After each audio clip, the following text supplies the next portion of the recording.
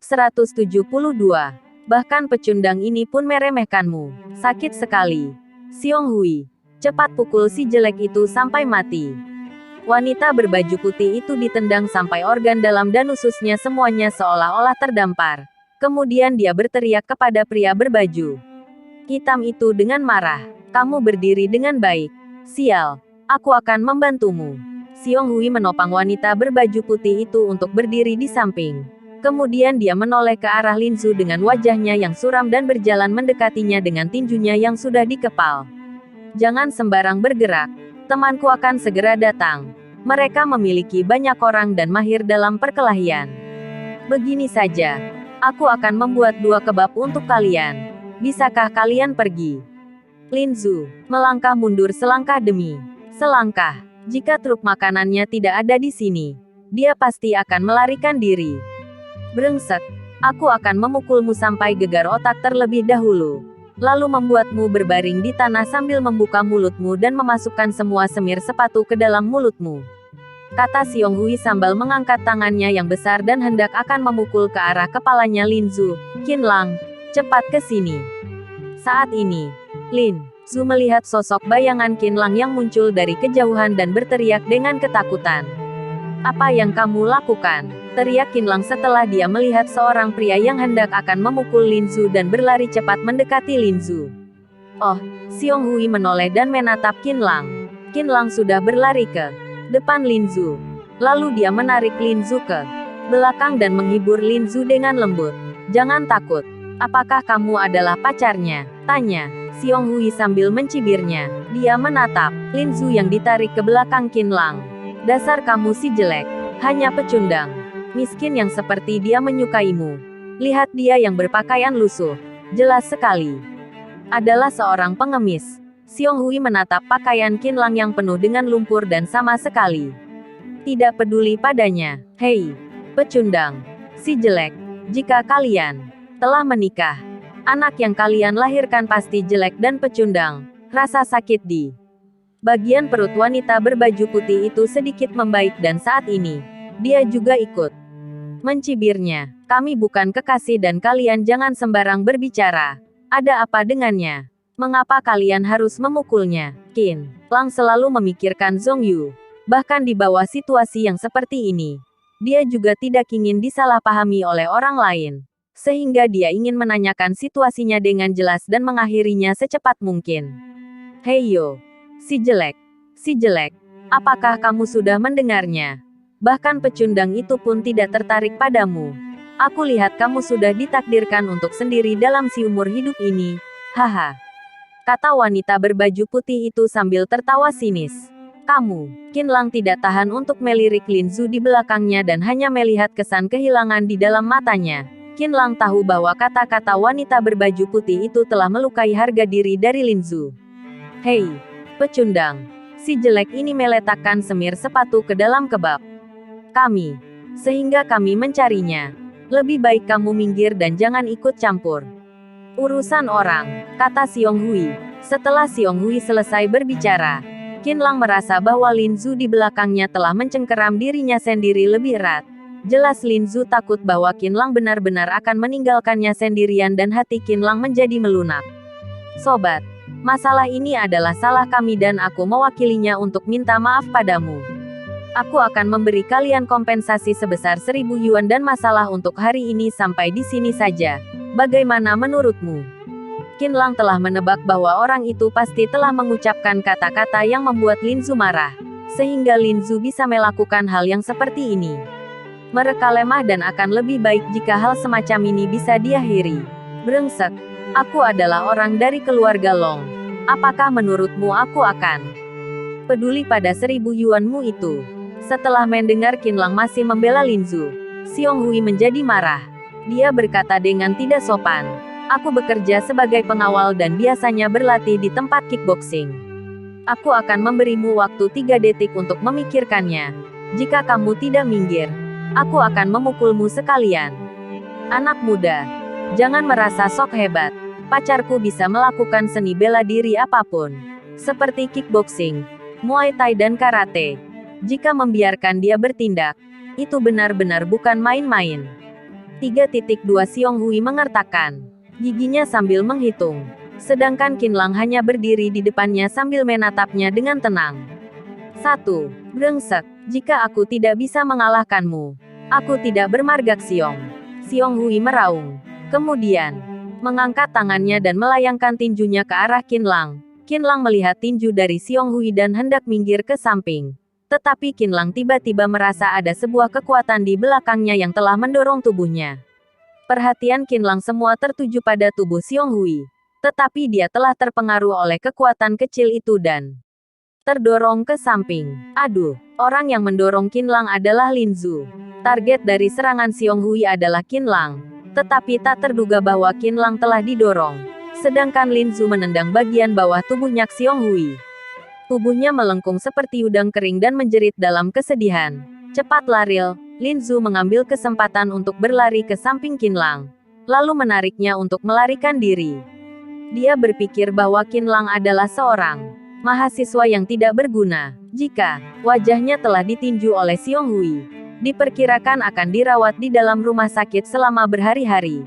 Sehingga dia tiba-tiba mendorong Qinlang ke samping dan menendang kakinya Xiong Hui. Apakah kamu tidak menginginkan trukmu? Qinlang berpikir bahwa jika mereka telah melarikan diri, truk makanan ini pastinya akan dihancurkan oleh Xiong Hui. Kehidupan Lin Zu awalnya sudah susah.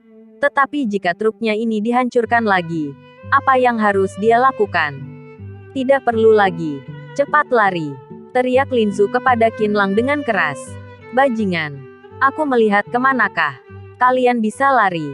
Xiong Hui, cepat bangun. Aku telah menangkap kedua bajingan itu. Tak terduga bahwa kinerja mata dan tangan dari wanita berbaju putih itu cepat dan langsung menangkap Qinlang dan Lin Zu. Si jelek.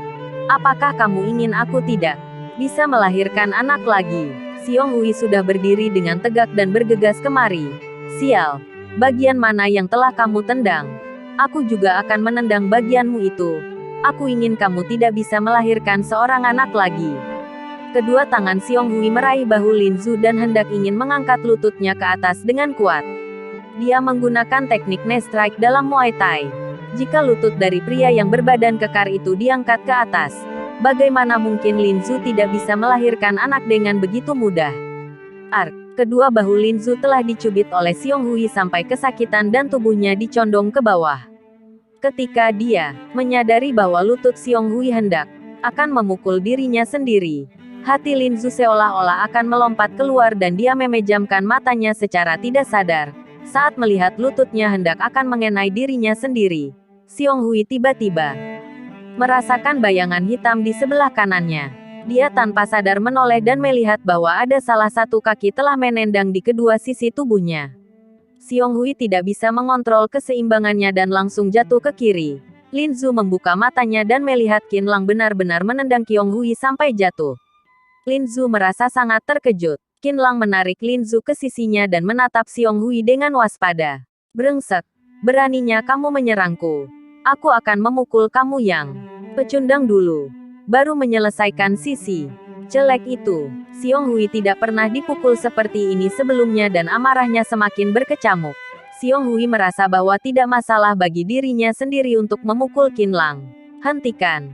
Aku tidak ingin berkelahi denganmu. Baik-baiklah untuk bicara. Qinlang mengerutkan kening dan menatap Xiong Hui. Dia tahu bahwa semakin dia berkelahi, situasinya akan menjadi semakin rumit. Baik-baik untuk bicara apa? Aku akan membiarkan kamu berlutut di tanah dan memanggilku kakek. Sambil berkata demikian, Xiong Hui menyerangnya lagi. Kali ini, dia menggunakan kickboxing. Apalagi ini adalah seni bela diri yang terbaik darinya. Dia ingin mengalahkan Qinlang dalam waktu yang paling singkat. Dalam waktu sekejap mata, tinju Xiong Hui hendak akan mengenai wajah Qinlang. Xiong Hui sudah tersenyum di dalam hatinya. Dia ingin meninju wajah Qinlang sampai membengkak sebelah dan selanjutnya meninju Qinlang sampai keempat giginya di depan patah. Ketika Xiong Hui sedang memikirkannya, tiba-tiba dia merasakan rasa sakit yang parah di bagian dadanya. Bahkan, nafasnya juga terhambat. Tinjunya masih belum mengenai Qinlang, tetapi dirinya sendiri terhuyung mundur beberapa langkah, dan kemudian menutupi dadanya. Meskipun rasa sakitnya luar biasa, Tetapi dia tidak ingin kehilangan muka di depan Qinlang dan Lin Zu. Sehingga dia mengertakkan giginya sambil menahannya. Ternyata Qinlang baru saja menabrak dada Xiong Hui dengan sikunya. Dia biasanya tidak suka berkelahi. Tetapi bukan berarti bahwa dia tidak bisa berkelahi. Terakhir kalinya saat dia menyelamatkan Peng Meng di tengah jalan. Bukannya dia sendiri telah mengalahkan beberapa orang. Orang yang seperti Xiong Hui masih belum bisa mengalahkannya. Xiong Hui baru saja merasa bahwa Qinlang tidak sesederhana yang dia bayangkan. Mungkin saja dirinya sendiri benar-benar bukan lawannya. Xiong Hui sudah memiliki sedikit rasa takut di dalam hatinya. Tetapi dia baru saja berteriak dengan begitu arogan. Dia tidak bisa melepaskan muka ini jika dia pergi dengan begitu saja. Brengsek, berikan aku kompensasi 2.000 yuan dan masalah ini anggap saja sudah berakhir. Xiong Hui masih ingin mencari jalan keluar untuk dirinya sendiri. Tetapi saat ini, dia hanya melihat tangan Qinlang yang terangkat. Dengan sebuah suara, wosh, senting rambut jatuh di depan mata Xiong Hui. Ketika Xiong Hui menyentuh bagian atas kepalanya, ada rambut yang berkurang. Di bagian tengahnya, dia tiba-tiba merasa terkejut. Jika kamu masih tidak pergi, aku tidak merasa keberatan untuk menembak matamu, kata Qinlang dengan acuh tak acuh sambil menjepit sebuah pisau di antara kedua jari tangannya. Xiong Hui baru saja mengerti bahwa Qinlang menggunakan pisau itu untuk memotong rambutnya. Kali ini, punggung Xiong Hui benar-benar mati rasa. Saat ini, keberaniannya sudah hilang dan dia segera berkata, Oke, aku akan pergi sekarang. Aku akan pergi sekarang. Sambil berkata demikian, Xiong Hui berjalan ke sisi wanita berbaju putih itu, lalu menariknya dan hendak untuk pergi. Aduh, mengapa kamu begitu takut padanya? Si jelek itu telah menendangku tadi. Tetapi kamu masih belum membantuku untuk membalasnya. Pergi apa pergi? Kamu cepat pergi meninju kedua bajingan itu. Wanita berbaju putih itu masih belum menyaksikan aksi pisau terbang dari Qinlang. Dia sudah terbiasa untuk manja dan tidak bisa membiarkannya begitu saja. Saat ini, terdengar lagi sebuah suara. Wosh, dan topi matahari milik wanita berbaju putih itu juga telah dipotong. Wanita berbaju putih itu menyentuh celah di topi mataharinya dan menemukan sebuah benda yang tertancap. Ketika dia mengambilnya dan melihatnya, itu adalah sebuah pisau yang sangat tajam. Dia tiba-tiba merasa ketakutan dan berkeringat dingin. Saat ini, tidak butuh Xiong Hui untuk menariknya lagi. Dia menginjak sepatu hak tingginya dan berlari ke depan Xiong Hui. Xiong Hui, untuk apa kamu masih bengong di sini? Cepat lari. Ketika Qinlang melihat sosok bayangan dari kedua orang itu menghilang, dia baru saja menoleh dan hendak ingin bertanya apakah Lin Zu terluka atau tidak. Sebelum dia sempat berbicara, dia melihat Lin Zu yang menatapnya sambil tersenyum. Qinlang merasa malu karena ditatapi olehnya dan bertanya, untuk apa kamu menatapku? Tak terduga bahwa kamu begitu hebat. Mengapa kamu tidak mengatakannya lebih awal? Aku juga tidak perlu takut pada kedua bajingan itu lagi. Nada bicara Lin Zu jelas membawa maksud yang menyalahkannya. Kamu juga tidak menanyakannya. Bagaimana bisa aku memberitahumu? Qinlang tahu bahwa dia tidak terluka sama sekali dan hatinya merasa lega. Ketika dia mendengar pertanyaan dari Lin Zu, dia malah merasa sangat konyol. Hei, apakah kamu menyalahkan aku yang tidak bertanya? Kalau begitu sekarang, kamu bisa memberitahuku semua yang belum kutanyakan semua. Katakanlah, kata Lin Zu dengan arogan. Sial. Kamu juga terlalu mendominasi bukan? Ini adalah privasiku. Bagaimana aku bisa memberitahukannya padamu? Kata Qinlang. Ada apa jika aku mendominasi? Kamu tidak mengatakannya bukan? Baiklah. Aku akan memotong gajimu 200 yuan. Katakan atau tidak? Kata Lin Zu dengan keras kepala. Oke. Bisakah aku memberitahumu? Aku akan memberitahumu semua hal-hal sebelumnya. Qinlang terdiam. Dia tahu bahwa Lin Zu memiliki harga diri yang kuat dan tidak bisa ditindas oleh orang lain. Tetapi dia juga suka menindas orang lain.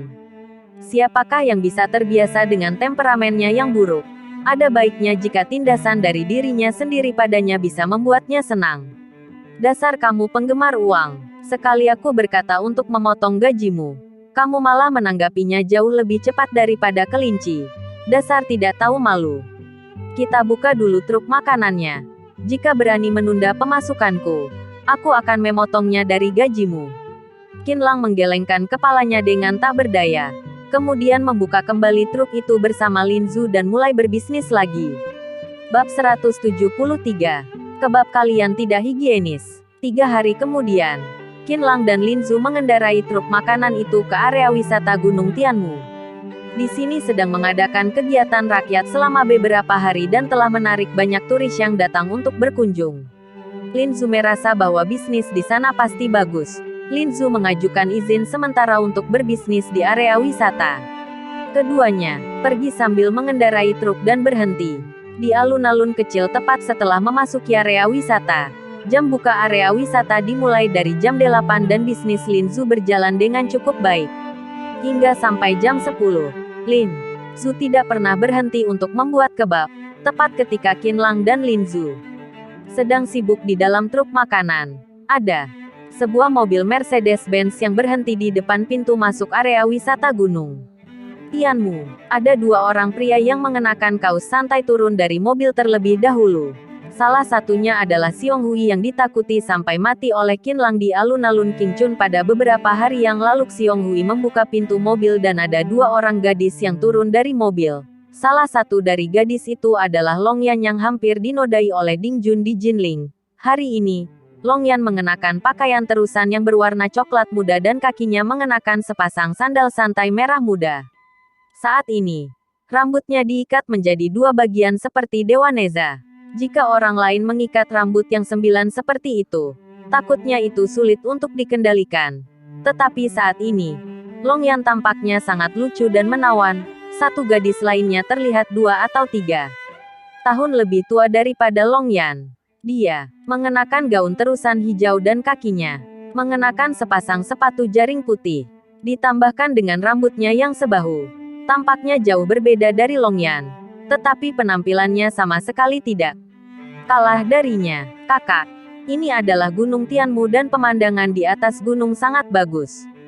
Saat aku masih kecil, aku sangat suka meminta ayah untuk membawaku ke sini. Aku mendengar bahwa hari ini akan ada pertunjukan rakyat di sini. Itu bahkan lebih menarik. Mari kita pergi melihatnya bersama, kata Long Yan sambil meraih tangan gadis yang bergaun hijau dan tersenyum. Gadis bergaun hijau itu mengangguk. Sambil berkata demikian, Xiong Hui telah membeli tiket masuknya. Long Yan meraih tangan gadis bergaun hijau itu dan berjalan memasuki area wisata melalui gerbang tiket. Sedangkan Xiong Hui dan lainnya sebagai pengawal juga mengikuti mereka di belakang. Apakah kamu sudah melihatnya? Bahwa betapa tingginya Gunung Tianmu ini. Apalagi ada sungai kecil, air terjun dan berbagai bunga di atas gunung. Indah sekali. Long Yan menunjuk ke arah Gunung Tianmu dari kejauhan dan memperkenalkannya kepada gadis bergaun hijau. Harum sekali. Sepertinya itu adalah aroma dari kebab, kata Long Yan sambil mencium aroma kebab di udara. Dia melihat sekeliling dan melihat ada banyak turis yang mengelilingi truk makanan itu. Sepertinya ada 2 penjaga toko di dalamnya, di mana 1 orang sedang membuat kebab dan 1 orangnya lagi sedang mengambil minuman untuk turis lainnya.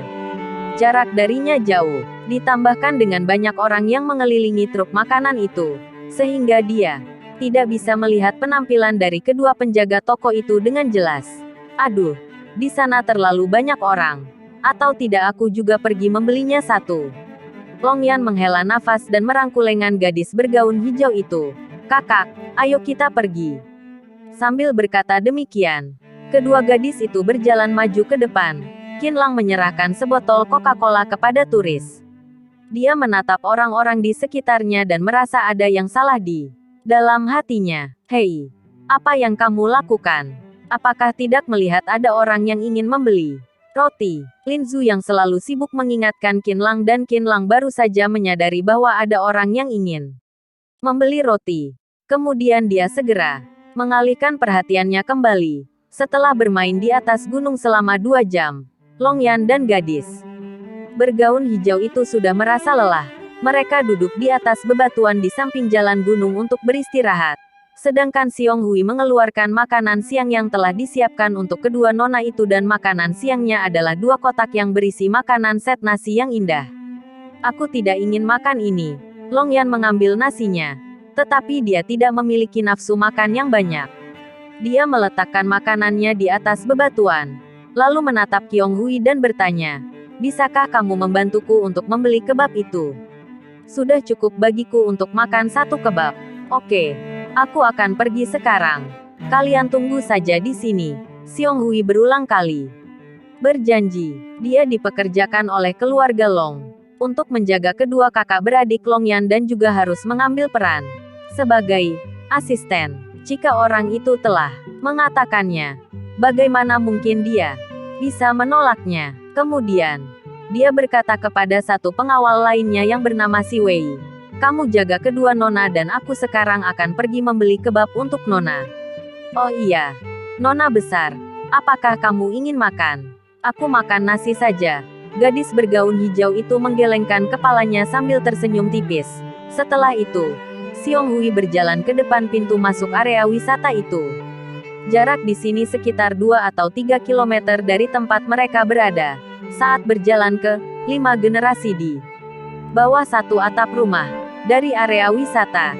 Di sini ada platform yang besar dan kegiatan rakyat diadakan di sini. Ada banyak turis di sini dan tempat wisata yang sesuai juga telah mengirimkan sejumlah penjaga keamanan di sini untuk menjaga ketertiban. Xiong Hui melihat ada seseorang yang mengenakan seragam keluar dari ruang tugas di samping. Ketika dia melihat orang itu lebih dekat, dia tidak tahan untuk merasa gembira dan berjalan mendekatinya. "Fan Zhen." Xiong Hui berjalan ke depannya dan memanggilnya dengan keras. "Xiong Hui, mengapa kamu ada di sini?" Fan Zhen melihat Xiong Hui dan segera mengenalinya. Ternyata Fan Zhen dan Xiong Hui adalah teman lama. Mereka berdua sekarang berusia 32 atau 33 tahun dan berkenalan di tempat judi saat mereka masih muda. Mereka berdua pernah melakukan penipuan panggilan, prostitusi, perkelahian dan perampokan. Tetapi mereka menyadari bahwa tidak bisa melakukan hal yang ilegal ini dalam jangka panjang. Sehingga mereka bersama-sama pergi ke klub kickboxing untuk mendaftar. Setelah semester berakhir, mereka pergi ke berbeda tempat dan sudah kehilangan kontak. Tetapi tak terduga bahwa saat ini mereka bisa bertemu kembali di area wisata Gunung Tianmu. Satunya telah menjadi pengawal di keluarga Long, sedangkan satunya lagi telah menjadi kepala departemen keamanan di area wisata Gunung Tianmu. "Kamu sekarang sudah berhasil dan menjadi kepala departemen keamanan di sini. Jauh lebih hebat daripada aku yang menjadi pengawal." Xiong Hui menepuk bahu Fan Zhen. "Sial. Xiong Hui, siapa yang tidak tahu bahwa di keluarga Long adalah 5 keluarga terbesar di Linan? Kamu bisa menjadi pengawal nona dari keluarga Long. Posisimu jauh lebih hebat dariku. Oke. Atau tidak kita bergantian posisi. Aku menyerahkan posisi kepala departemenku padamu dan kamu menyerahkan posisi pengawal di keluarga Longmu padaku," kata Fan Zhen. Fan Zhen tahu bahwa gaji untuk menjadi pengawal nona dari keluarga Long setidaknya di atas 500.000 yuan.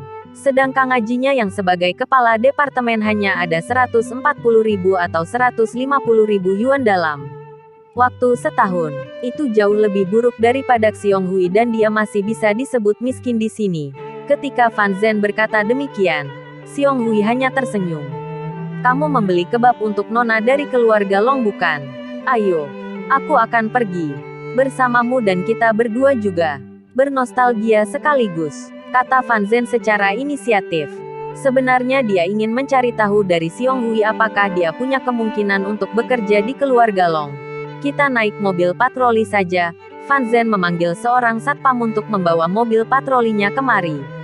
Dia duduk bersama Xiong Hui dan mobil patroli itu melaju ke arah pintu depan sana. Di dalam mobil, Fan Zhen menanyakan kabar tentang keluarga Long secara samar. Meskipun Xiong Hui bisa mendengar niat Fan Zhen yang ingin masuk ke dalam keluarga Long, tetapi dia hanya berpura-pura bingung dan terus bersikap acuh tak acuh terhadap Fan Zhen. "Sudahlah. Aku akan membeli kebab untuk nonaku dulu. Mari kita bicara nanti." Mobil patroli itu segera tiba di alun-alun di pintu depan. Xiong Hui turun dari mobil dan berjalan ke arah truk makanan itu. Saat ini, Qin Lang dan Lin Zhu sedang sibuk di dalam truk makanan. Saat ini, hanya ada 3 atau 4 orang di depan truk makanan. Xiong Hui telah melihat orang di dalam truk itu dengan jelas dan tiba-tiba merasa takut di dalam hatinya. Meskipun dia telah melihat truk makanan itu setelah dia masuk, tetapi truk makanan yang seperti itu ada di mana-mana. Hanya saja tak terduga bahwa orang di dalam truk itu adalah Qin Lang dan Lin Zhu. Saat ini, adegan aksi pisau terbang dari Qin Lang di alun-alun Qingchun pada beberapa hari yang lalu segera muncul di dalam benaknya. Xiong Hui segera berbalik dan berjalan kembali ke dalam mobil patroli itu dengan kaku. Kemudian dia baru saja merasa lega. Apa ada denganmu? Mengapa kamu baru saja berjalan setengah jalan dan kembali lagi? Tanya Fan Zhen dengan bingung. Kamu tidak perlu urus tentang itu lagi. Oh iya, apakah posisi kepala departemen keamananmu di dalam area wisata ini berguna? Xiong Hui tiba-tiba bertanya demikian. Aku tidak bisa mengatur urusan administrasi, tetapi aku bisa mengurus segala masalah di area wisata. Aku bukan membual padamu. Aku juga cukup bebas di dalam area wisata ini. Anggota timku terakhir kalinya telah mendapatkan ponsel dari seorang turis dari Inggris dan aku menyerahkan ponsel itu secara pribadi kepada turis itu di dalam ruangan kantor. Aku sama sekali tidak bisa bahasa Inggris dan hanya bisa berkata, "Hello," dan "You are beautiful." Pada akhirnya, aku membodohinya untuk masuk ke dalam ruangan kantorku dan memulai interaksi yang mendalam. Sensasi dari orang barat sana benar-benar puas. Fan Zhen juga tidak ingin diremehkan oleh Xiong Hui, sehingga dia juga berusaha untuk memamerkan dirinya sendiri. Kamu hebat. Xiong Hui menunjukkan jempol besar kepada Fan Zhen. Kemudian dia menunjuk ke arah truk makanan itu. Bukannya kamu ingin masuk ke dalam keluarga Long? Sekarang aku akan memberimu kesempatan. Aku merasa kesal terhadap kedua orang itu. Kamu pergi ke sana untuk memberi mereka pelajaran. Jika aku merasa puas, aku akan kembali dan membicarakannya dengan pihak keluarga Long. Jika ada kesempatan yang cocok, aku akan memberitahukanmu. Oke, ini yang kamu katakan. Fan Zhen merasa sangat senang setelah mendengarnya. Dia melihat ke arah Qin Lang dan Lin Zhu di dalam truk makanan itu yang jauh dan ada sedikit kesan kebencian di dalam matanya. Di dalam area wisata ini, aku adalah kaisarnya. Sepele untuk mengerjai kedua orang itu. Tunggulah di sini. Jika kamu merasa tidak puas, aku akan ikut margamu. Setelah itu, Fan Zhen turun dari mobil. Hei, buatkan aku satu kebab. Lin Zhu hendak ingin beristirahat sebentar, tetapi malah ada seorang tamu yang datang. Dari pakaiannya, tampaknya orang itu adalah satpam di area wisata. Dia berdiri lagi, lalu mengambil adonan dan mulai membuatnya. Segera, Lin Zhu telah selesai membuat kebab. Setelah satpam itu selesai membayarnya, Lin Zhu menyerahkan kebab padanya dan satpam itu langsung pergi. Qin Lang, aku sudah lelah. Pijatlah bahuku, teriak Lin Zhu yang duduk di atas kursi kepada Qin Lang. Baik, bosku. Qin Lang menghela nafas. Semakin akrab dia bersama Lin Zhu, gadis itu akan semakin tidak sopan dengan dirinya sendiri.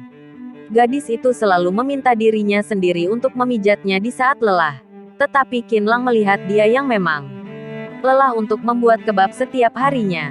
Apalagi pakaiannya sendiri juga dicuci olehnya. Sehingga dia juga bersedia untuk membantunya pijat. Saat dia sedang memijatnya, satpam tadi itu berjalan kembali. Satpam itu mengangkat tangannya di depan Lin Zhu dan berkata dengan marah, "Sial, lihatlah ada apa di dalam kebab ini. Lalat. Bagaimana kalian membuat kebab ini?" Qin Lang dan Lin Zhu terkejut karena satpam itu memegang lalat di tangannya. Apalagi lalat itu masih bergerak. "Hei, kamu bicara omong kosong bukan? Aku yang membuat kebabnya. Saat aku menyerahkannya padamu, itu sama sekali tidak ada lalat. Kamu jangan sembarang memfitnah orang," teriak Lin Zhu dengan keras. "Sial, ada lalat di dalam kebab. Tetapi sikapmu masih begitu sombong. Semuanya, lihatlah sikap dari toko ini. Aku sudah makan lalat dari dalam kebabnya, tetapi dia malah Bilang aku sembarang bicara. Satpam itu mulai berteriak dan tak lama kemudian, banyak turis yang datang berkumpul. Para turis secara alami sepihak pada satpam itu. Kemudian memfitnah Qinlang dan Lin Zhu. Terlalu tidak higienis. Bagaimana caramu untuk membuat kebab itu? Bisakah kamu tidak membuatnya? Jika tidak bisa membuatnya, itu akan menyebabkan sakit perut. Sungguh tidak punya hati nurani. Di hadapan kerumunan turis, tidak ada gunanya bagi Qinlang dan Lin Zhu untuk berbicara. Ada apa ini? Saat ini, ada seorang pria yang besar dan tinggi membawa 5 orang satpam berjalan kemari. Kemudian menatap Qinlang dan Lin Zhu dengan serius. Dia adalah Fan Zhen. Setelah mendengar penjelasan dari satpam itu, Fan Zhen melihat ke arah Qinlang dan berkata, "Kebab yang kalian buat memenuhi standar. Kami akan menyita truk makanan kalian untuk sementara waktu dan sekaligus memeriksa apakah produk lain di dalamnya memenuhi standar atau tidak. Keluarlah kalian. Kami akan mengendarai truk makanan itu pergi." Bab 174. Kamu datang ke Linan untuk mencariku. Apa maksud kalian? Setelah Lin Zhu mendengar bahwa orang itu akan menyita truk makanannya untuk sementara waktu, amarahnya melonjak dan hendak ingin marah. Tetapi mulutnya telah ditutupi oleh Qinlang. Apakah Anda adalah kepala Departemen Keamanan? Sekarang masih belum bisa dijamin bahwa lalat itu terbang masuk ke dalam kebab saat kami membuatnya. Anda seharusnya tidak bisa begitu sewenang-wenang untuk menyita truk kami. Apalagi sepertinya kalian tidak punya hak untuk menyita truk, bukan? Qinlang melihat lencana di pakaian Fan Zhen dan merasa bahwa masalah ini terlalu aneh. Jangan banyak bicara padaku. Jika tempat kalian sudah bermasalah, maka aku punya hak untuk mengurus kalian. Aku akan memberitahu kalian untuk terakhir kalinya. Sekarang segera keluar dan jangan membiarkan kami bertindak kasar. Atau tidak kalian tanggung konsekuensinya sendiri. Kata Fan Zhen sambil mengancamnya. Fan Zhen adalah orang yang kasar. Bagaimana mungkin dia mengerti tentang hukum? Xiong Hui baru saja bilang bahwa selama dia bisa mengurusi Qinlang dan Lin Zhu dan membuat Xiong Hui merasa puas untuk melihatnya, Xiong Hui akan membantunya masuk ke dalam keluarga Long.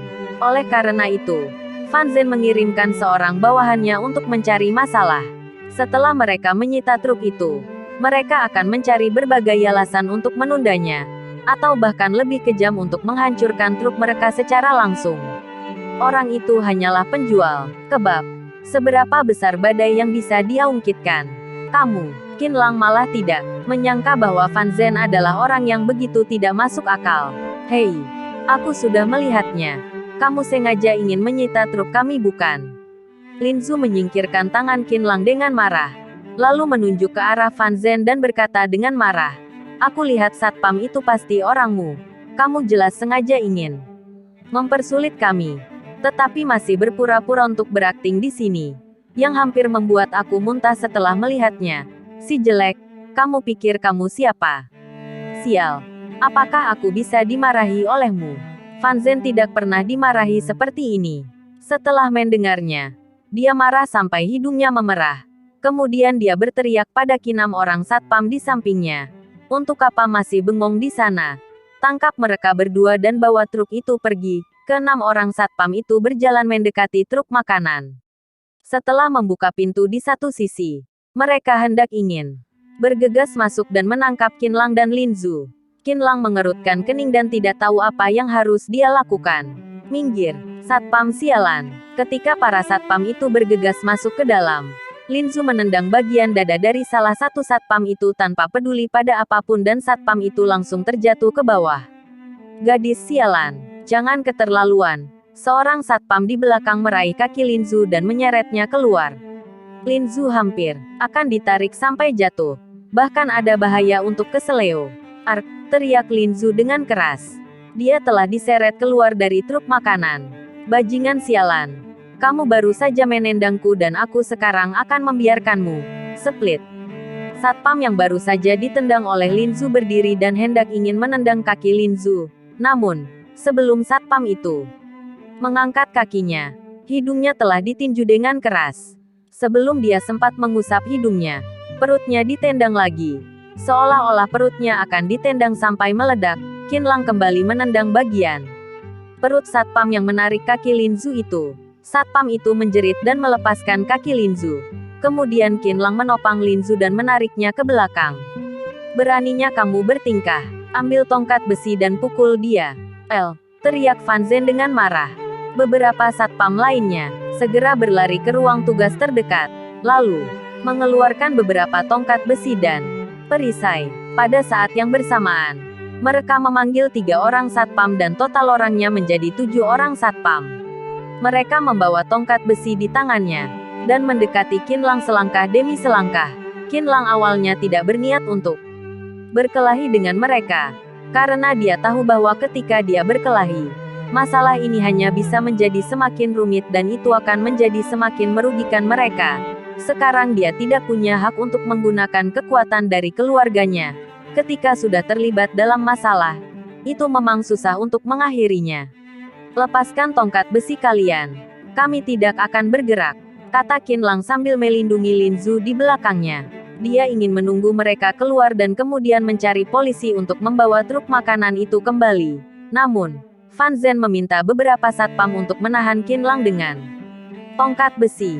Qinlang dan Linzu segera ditahan dengan 4 tongkat besi dan keempat tongkat besi itu digabungkan menjadi sebuah lingkaran yang mengitari kedua orang itu bersama dengan erat. Linzu sama sekali tidak pernah melakukan kontak yang sedekat itu dengan seorang pria. Untuk sesaat, perhatiannya tidak tahan untuk dialihkan ke tubuh Qinlang yang berdekatan dengannya. Dia bisa merasakan hangat di tubuh Qinlang dan di depannya adalah punggung Qinlang yang lebar. Ketika dia sedikit mengangkat kepalanya, dia bisa melihat rambut hitam di belakang leher Qinlang, yang membuatnya merasa sedikit malu dan hangat di dalam hatinya. Hehe, berulahlah lagi kalian berdua. Sudah tidak bisa berulah lagi bukan? Kata Fan Zhen sambil tertawa dengan penuh bangga.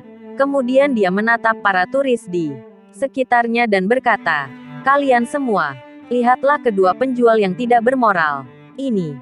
Mereka masih tidak mengaku bahwa ada lalat di dalam kebab itu. Apalagi masih memukul anggota kami tadinya. Lain kali jika kalian semua melihat kedua orang itu di tempat lainnya, jangan beli makanan mereka. Tidak higienis. Sungguh. Lihatlah wanita itu. Betapa jeleknya penampilannya. Menurutku dia terlihat seperti lalat, Lia. Meskipun penampilan dari pria itu terlihat lumayan. Tetapi jika dilihat dari pakaiannya, dia adalah seorang pecundang. Dia tidak punya uang untuk menikah. Sehingga dia hanya bisa mencari si jelek itu. Kedua orang itu bukanlah orang yang baik. Bawa mereka ke dalam kantor polisi. Para turis tidak tahu seluk-beluk dari masalah ini dan mereka semua telah dibodohi oleh Fan Zhen. Kedua bajingan itu harus diberi pelajaran sejak awal. Saat ini, ada seorang pria yang berjalan dari kejauhan dan berkata dengan keras. Setelah Qinlang dan Linzu melihatnya, ternyata pria itu adalah Xiong Hui yang telah diajari oleh dirinya sendiri di alun-alun Qingchun pada beberapa hari yang lalu. Ketika melihat Xiong Hui berjalan ke depan Fan Zhen, mereka berdua langsung mengerti. Ada lalat di dalam kebab itu.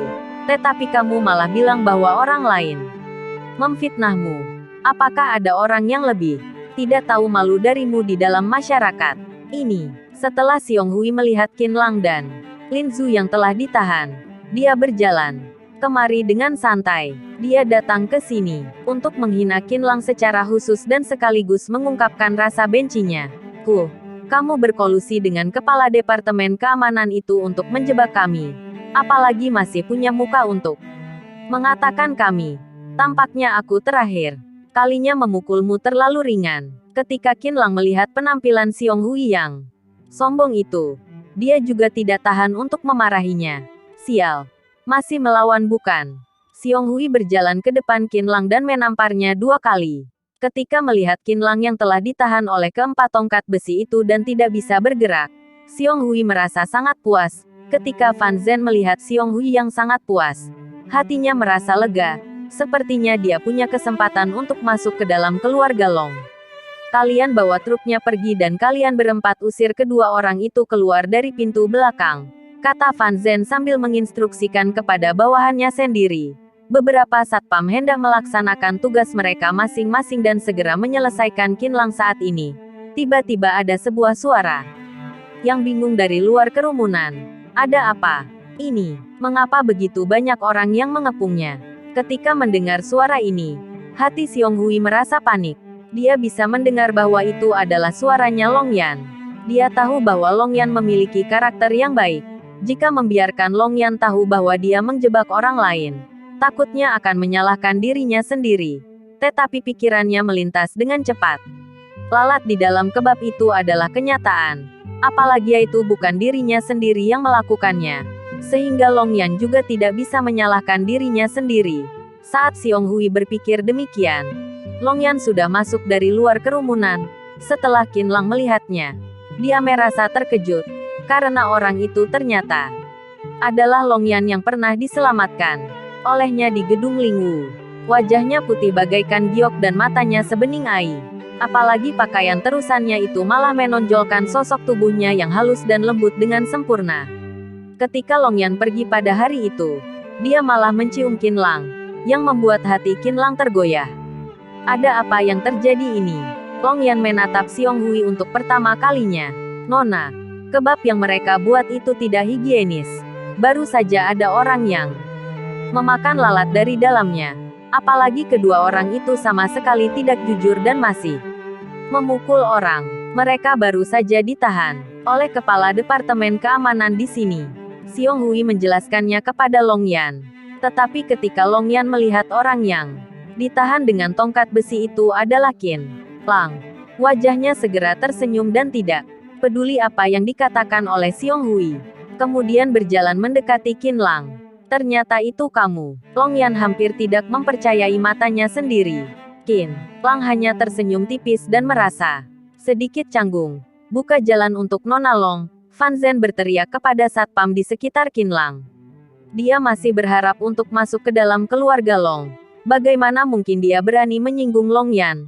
Beberapa satpam itu segera menyingkirkan tongkat besinya dan membiarkan Long Yan berjalan ke depan Qinlang. Apakah kamu datang ke Linan untuk mencariku? Long Yan tiba-tiba merasa gembira saat melihat Qinlang. Setelah dia membicarakannya, dia merasa bahwa dirinya sendiri terlalu ekspresif. Kemudian sedikit menundukkan kepalanya, sambil memikirkan pemikiran dari Qinlang. Qinlang tidak tahu harus berkata apa. Dia menatap ke arah Lin Zhu di sampingnya dan menyadari bahwa Lin Zhu juga menatap dirinya sendiri dengan linglung. Setelah Lin Zhu dilihat oleh Qinlang, dia menghindar. Matanya bergetar dan tidak tahu apa yang sedang dia pikirkan. Aku datang ke Linan untuk mencari pacarku. Qinlang berpikir selama beberapa detik dan berkata kepada Long Yan. Dia merasa bahwa Long Yan sepertinya sedikit menyukainya. Alangkah baiknya untuk segera menghentikan pemikirannya. Pacar. Long Yan mengangkat kepalanya dan berkata sambil menatap Qinlang. Hati Lin Zhu juga tergerak. Dia baru saja berpikir bahwa pacar yang ingin dicarikan oleh Qinlang adalah Long Yan. Tetapi dia baru saja tahu bahwa pacarnya bukan Long Yan saat ini. Tiba-tiba ada kesan kebencian di dalam hatinya. Kemudian dia melirik Qinlang dan mencubit pinggangnya. Aduh, kamu. Qinlang dicubit sampai kesakitan dan menatap Lin Zhu dengan cemberut. Kemudian dia menyadari bahwa Lin Zhu telah melihat ke tempat lainnya dengan acuh tak acuh. Dengan sedikit senyuman di sudut mulutnya. Mereka bilang bahwa kebabmu ada lalat. Long Yan hendak ingin menanyakan masalah ini. Tetapi Lin Zhu segera berkata, itu palsu. Aku yang membuat kebab dan pastinya tidak akan ada lalat. Karena kami baru saja menyinggung seseorang pada beberapa hari yang lalu dan hari ini. Dia telah berkolusi dengan kepala Departemen Keamanan sialan itu untuk mengerjai kami. Secara sengaja. Tidak, Nona. Anda jangan mendengar kata-katanya. Aku baru saja sampai di sini. Dan sama sekali tidak tahu apapun. Kata Xiong Hui sambil mengisyaratkan Fan Zhen dan memintanya untuk menutup mulutnya. Begini. Nona Long. Salah satu satpam dari tim kami membeli kebab darinya. Fan Zhen menjelaskan situasinya lagi dan sekarang dia pasti tidak bisa mengakui bahwa dirinya sendiri yang menjebak Qinlang dan Lin Zhu. Jika tidak, kesempatan baginya untuk masuk ke dalam keluarga Long akan sia-sia. Ketika melihat hubungan antara Long Yan dan Qinlang sekarang, Mungkin posisinya sebagai kepala departemen ini tidak bisa dipertahankan lagi. Kamu berbicara omong kosong. Lin Zu menunjuk ke arah Fan Zhen sambil mengutuknya. Sekarang Long Yan ada di sini dan Fan Zhen juga tidak berani untuk bersikap sombong seperti sebelumnya. Mohon perhatikan kata-katamu. Linan adalah kota yang beradab. Kamu sungguh berkualitas. Fan Zhen berkata demikian. Kemudian berkata kepada para turis di sekitarnya. Kalian semua tadi sudah melihatnya. Apakah benar atau tidak bahwa satpam kami telah memakan lalat dari dalam kebab mereka? Benar. Aku telah melihatnya. Aku juga telah melihatnya. Sungguh menjijikkan. Omong kosong. Di manakah lalatnya? Teriak Lin Zu dengan keras. Nah, berdalihlah kamu. Lalatnya di sini dan aku selalu memegangnya. Satpam yang tadinya membeli kebab itu mengangkat lalat di tangannya dengan tinggi dan hanya melihat lalat itu masih bergerak. Kalian lihatlah sendiri. Lalat di tangannya masih hidup. Coba kalian pikirkan. Jika aku membuat kebab dan sudah ada lalat di dalamnya, apakah lalat itu bisa hidup? Tanya Lin Zu dengan lantang. Bab 175. Aku benar-benar bukan Zhong Yu. Sepertinya benar juga. Seharusnya lalat itu sudah mati saat dia membuat kebab itu. Lia, aku juga tidak memikirkannya tadi. Mungkinkah kita telah salah menyalahkan mereka? Kamu jangan membingungkan orang. Ada kemungkinan juga bahwa lalat itu terbang masuk ke dalam kebab setelah kamu selesai membuatnya. Ketika Fan Zhen melihat situasinya mulai berbalik, dia sudah merasa panik. Berbicara omong kosong lagi. Tahukah kamu seberapa tinggi suhu panciku saat membuat kebab itu? Orang-orang pun tidak ingin mendekatinya. Apakah menurutmu lalat akan mendekatinya? Lin Zu segera membantahnya. Lia, suhunya sangat tinggi. Aku selalu berdiri sejauh 2 meter setiap aku membeli kebab. Lalat tidak akan sebodoh itu. Sepertinya beberapa satpam itu sedang memfitnah kedua orang itu. Saat ini, pendapat dari para turis benar-benar terbalik. Kemudian mereka mulai menuduh para satpam. Aku tanya kamu, apakah kamu ada memakan lalat dari dalam kebab itu atau tidak? Long Yan berjalan ke depan satpam itu dan bertanya. Aku akan membuat pernyataan sebelumnya. Namaku adalah Long Yan dan perusahaan Tamron di Linan punya keluarga kami.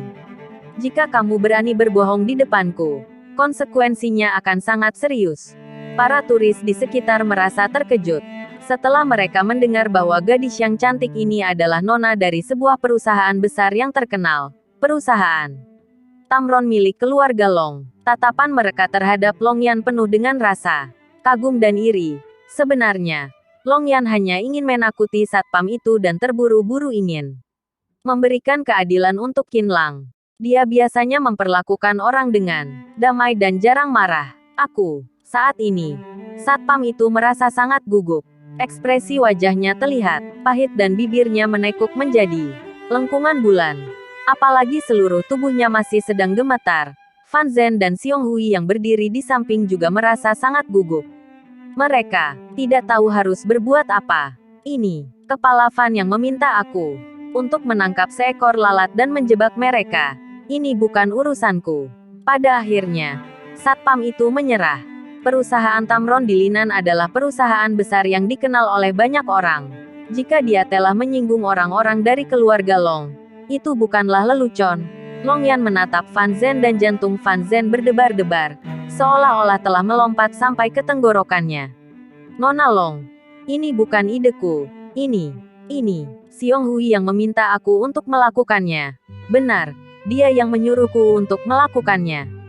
Fan Zhen merasa takut untuk menyinggung orang dari keluarga Long, sehingga dia hanya bisa melemparkan semua tanggung jawabnya pada Xiong Hui saat ini. Xiong Hui benar-benar panik. Sekarang, dia segera berjalan mendekati Long Yan dan berkata sambil minta maaf. Maafkan aku, Nona Long. Ini karena kebodohanku sendiri. Aku bermohon pada Anda untuk jangan marah. Nona Long, jangan percaya padanya. Orang ini makan kebabku di alun-alun Qingchun pada beberapa hari yang lalu dan tidak membayarnya. Apalagi dia memukuli kami sesudahnya. Untungnya, Qin Lang jauh lebih hebat darinya. Jika tidak, kami sekarang sudah berada di dalam rumah sakit, kata Xiong Hui dengan tajam. Ketika Xiong Hui mendengar Lin Zu yang mengungkapkan wujud aslinya di depan Long Yan, Dia benar-benar panik. Xiong Hui, apakah yang dia katakan itu benar? Tanya Long Yan dengan acuh tak acuh. Hati Xiong Hui melayang di udara dan tidak tahu harus berkata apa. Kemudian dia berkata dengan tergagap, ini, sebenarnya semuanya ada alasannya. Aku sedang bermain permainan dan tidak punya waktu untuk membayarnya. Sehingga dia menambahkan semir sepatu di dalam kebabku. Tidak usah dibicarakan lagi. Long Yan menyela Xiong Hui dan berkata dengan acuh tak acuh. Carilah ayahku setelah kembali. Biarkan dia mengatur ulang pekerjaanmu. Hah? Tidak. Nona Long, maafkan aku untuk kali ini. Aku jamin tidak akan melakukan kesalahan yang sama lagi. Kata Xiong Hui dengan cemas. Dia tidak punya ijazah dan tidak pernah sekolah. Selain menjadi pengawal, dia benar-benar tidak punya pekerjaan yang bisa dilakukan di dalam keluarga Long lagi. Jika meminta dirinya sendiri untuk melaporkannya pada Presiden Long, bahwa dia telah dipecat oleh Long Yan. Bagaimana reaksi Presiden Long? Apakah dia akan terus tinggal di keluarga Long atau tidak? Itu masih menjadi sebuah pertanyaan. Seharusnya kamu tidak meminta maaf padaku, kata Long Yan. Lia, iya. Xiong Hui berjalan ke depan Qin Lang dan Lin Zhu. Kemudian membungkuk dengan dalam dan berkata dengan cemas. Aku minta maaf kepada kalian berdua untuk sebelumnya. Aku adalah orang bodoh dan juga pantas untuk makan semir sepatu. Lain kali jika aku mencari pacar, mereka akan mengkhianatiku dan putraku yang terlahir semuanya tidak punya alat kelaminnya. Xiong Hui mengutuk dirinya sendiri tanpa ampun di depan Qin Lang dan Lin Zhu dan akhirnya berkata, aku sudah mengutuk diriku sendiri dengan begitu kejam. Apakah amarah di dalam hati kalian sudah mereda? Aku Xiong Hui hendak ingin lanjut mengatakannya. Tetapi dia hanya mendengar. Lin Zhu berkata, apa-apaan amarah kami sudah mereda. Apakah menurutmu itu mudah? Kamu baru saja menamparkan wajah Qin Lang 2 kali. Jika kamu tidak membiarkan kami menamparmu kembali, amarah ini tidak bisa mereda. Lia, iya. Selama kalian bisa membantuku, aku akan membiarkan kalian menampar wajahku, kata Xiong Hui sambil mencondongkan wajahnya ke depan Qin Lang. Tetapi Qin Lang juga merasa aneh, karena dia malah tidak punya niat untuk menampar wajahnya. Tamparlah. Lin Zhu merasa tangannya gatal untuk melihat wajah Xiong Hui yang reputih. Lupakan saja. Aku tidak ingin menamparnya lagi, kata Qin Lang. Baik, baik. Sobat sungguh baik hati, terima kasih padamu. Setelah Xiong Hui mendengar Qin Lang tidak ingin menamparnya lagi, dia merasa bahagia. Di depan begitu banyak orang, sungguh memalukan baginya jika ditampari oleh Qin Lang. Kemudian dia segera menarik kembali wajahnya. Kamu benar-benar bodoh. Pantas bagimu untuk ditampar oleh orang itu. Lin Zhu memarahi Qin Lang dan meraih telinga Xiong Hui dengan satu tangannya. Kemudian berkata dengan getir, jika dia tidak ingin menamparmu, aku akan menamparmu. Sambil berbicara demikian, satu tangan lainnya sudah terangkat ke atas dan turun ke bawah. Kemudian 2 kali suara plak berbunyi di wajah Xiong Hui. Xiong Hui merasa sakit di wajahnya. Dia benar-benar ingin mengalahkan Lin Zhu dengan backhand. Tetapi ketika dia berpikir untuk meminta Qin Lang dan Lin Zhu membantunya, dia hanya bisa berkata, tamparan yang bagus. Tamparan yang bagus. Apakah kalian bisa membantuku untuk memohon kepada Nona? Xiong Hui tersenyum kecut dan wajahnya sudah merah dan bengkak. Hanya kamu yang ingin meminta bantuan dari kami. Mimpi. Lin Zhu memeluk dadanya dan tertawa dengan penuh bangga. Kamu, kata-kata Xiong Hui yang kasar sudah sampai di tenggorokannya. Tetapi dia menelannya dan berkata, aku sudah ditampar oleh Anda dan seharusnya Anda juga membantuku untuk memohon. Sejak kapan kami bilang bahwa kami akan membantumu setelah menampar wajahmu? Dasar bajingan yang tidak tahu malu, kata Lin Zhu kepada Xiong Hui dengan marah sambil memelototinya. Pandangan Xiong Hui tampaknya sudah tidak sabar ingin memakan Lin Zhu. Dia kembali untuk menatap Qin Lang, karena orang itu adalah temannya Nona Long. Selama Qin Lang bisa membantu dirinya sendiri memohon, Nona Long pasti tidak akan menghukumnya. Tuan, bantulah aku untuk memohon. Dia berpikir bahwa Qin Lang mudah untuk diajak bicara. Tetapi tak terduga bahwa Qin Lang yang berdiri di depannya tidak peduli padanya. Qin Lang memang murah hati. Tetapi, tidak berarti bahwa dia bodoh. Jelas bahwa Xiong Hui ini bermasalah di tindakan moralnya, sehingga Qin Lang tidak akan membantunya untuk memohon. Sudahlah, Xiong Hui, jangan bicara lagi. Kembalilah untuk mencari ayahku. Saat ini, Long Yan sudah berbicara. Xiong Hui juga tidak punya apa-apa lagi untuk dikatakan sekarang. Dia berjalan kembali ke belakang Long Yan dengan frustrasi, sambil memikirkan apa yang harus dia katakan saat bertemu dengan Bos Long. Sekarang masalahnya sudah teratasi. Bisakah kalian membuat satu kebab untukku? Kata Long Yan sambil menatap Qin Lang dengan tersenyum. Oke, aku akan membuatnya untukmu. Lin Zhu segera menjawabnya. Jika bukan karena Long Yan, dia dan Qin Lang akan sengsara hari ini. Saat Lin Zhu melihat Qin Lang dan Long Yan, tampaknya mereka berdua sudah lama saling kenal. Dia menatap Qin Lang, kemudian masuk ke dalam truk makanan untuk membuat kebab. Terima kasih. Jika hari ini tidak ada kami benar-benar tidak tahu harus berbuat apa, kata Qin Lang sambil tersenyum. Tidak perlu. Jika tidak ada kamu terakhir kalinya, mungkin aku. Ketika membicarakan tentang terakhir kalinya dia, hampir saja dinodai oleh manajer Ding di Gedung Lingwu. Long Yan masih merasa bahwa itu adalah sebuah mimpi buruk. Hingga sekarang, saat memikirkan Qin Lang, yang datang untuk menyelamatkannya, Long Yan tersenyum lagi. Aku selalu mengingat kebaikanmu padaku dan kali ini, aku merasa senang untuk bertemu denganmu. Qin Lang tidak tahan untuk merasa tercengang saat melihat dia yang berbicara dengan malu-malu dan takut.